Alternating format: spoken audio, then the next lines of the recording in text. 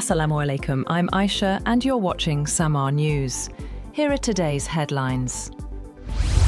The Indian government has scrapped an order to smartphone makers to preload a state-run cybersecurity app on all new devices after an outcry from politicians, privacy advocates and global tech companies over surveillance fears. Prime Minister Narendra Modi's government had privately told companies including Apple, Samsung and Xiaomi on November 28th to preload new phones with an app that cannot be deleted called Sanchar Saathi within 90 days. India's Communications Ministry said that the government has decided not to make the pre-installation mandatory for mobile manufacturers.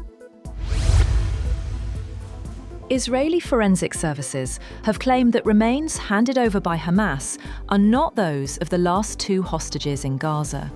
Hamas handed over remains described by the Red Cross as those of one of the last 2 deceased hostages still in Gaza, in line with commitments made under a US-backed October ceasefire deal. Israeli forces said they sent for forensic testing the remains they described as findings.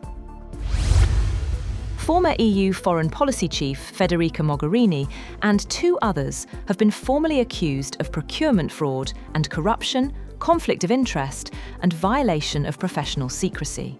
The European Public Prosecutor's Office said the 3 individuals were detained on Tuesday as part of an EU fraud investigation and have now been released while the investigation is ongoing, adding they were not considered a flight risk. However, it said all persons are presumed innocent until proven guilty by the competent Belgian courts of law.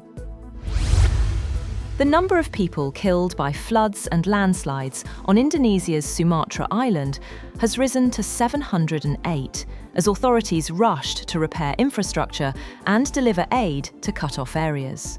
The disaster agency said in a press conference that 708 people have been killed since last week, a figure lower than the 753 reported on its website earlier in the day. Close to 900 people have been killed in floods and landslides that have wreaked havoc in Indonesia, and which follow months of adverse and deadly weather in Southeast Asia.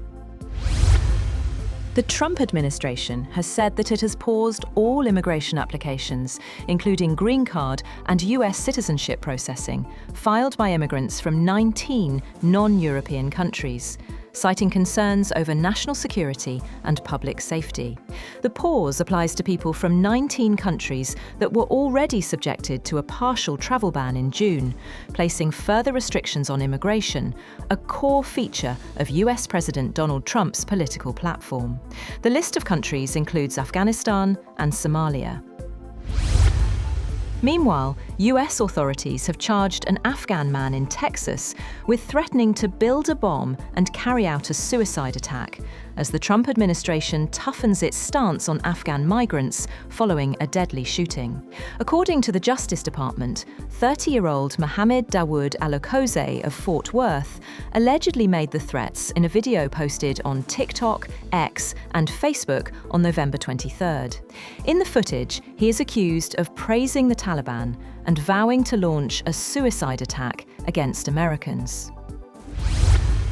Russia and the US have not reached a compromise on a possible peace deal to end the war in Ukraine after a 5-hour Kremlin meeting between President Vladimir Putin and Donald Trump's top envoys. The Kremlin said talks in Moscow between Putin and Trump's special envoy Steve Witkoff and son-in-law Jared Kushner went past midnight. Afterward, Putin's top foreign policy aide, Yuri Ushakov, said compromises have not yet been found. He told reporters at a briefing in the Kremlin that Putin reacted negatively to some US proposals. That's all for now. For more updates, visit www.samaa.tv. Thank you for watching Samaa News.